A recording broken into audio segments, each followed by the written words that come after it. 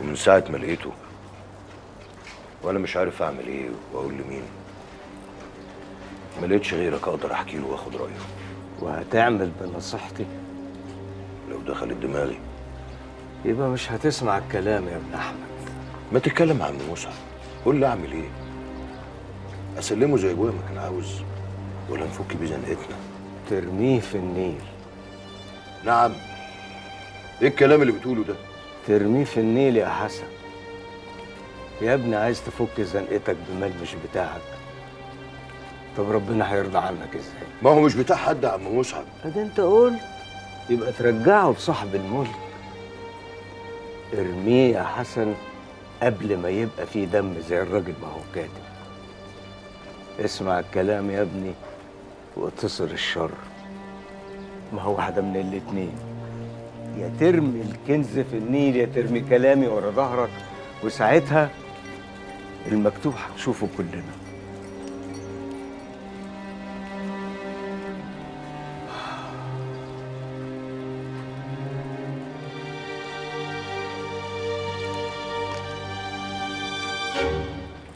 نورة، انا مش قلت لك مالكش دعوه بيا تاني؟ انت ايه ما بتزهقش؟ يا نورة كنت جاي اديك الهدية دي. هدية ايه؟ ده كتاب ممكن تذاكري منه في البيت.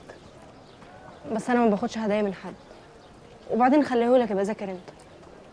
يا نورة ثانية بس هقول لك حاجة. لا تقولي ولا اقولك.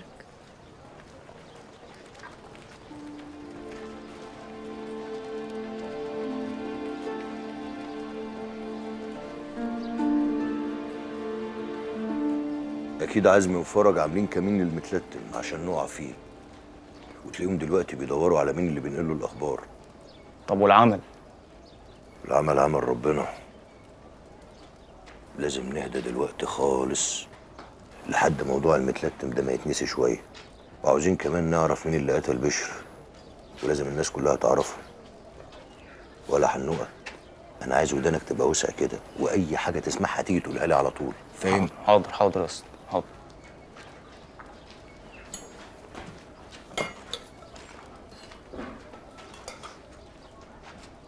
سي حسن. اهلا. يا اهلا وسهلا.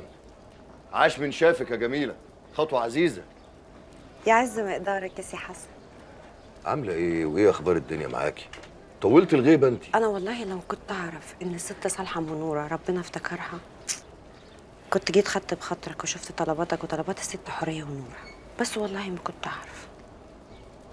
اصل انت غالي عليا قوي يا سي حسن وزياده حق. ربنا يخليك يا جميله، طول عمرك جدع وبنت اصول.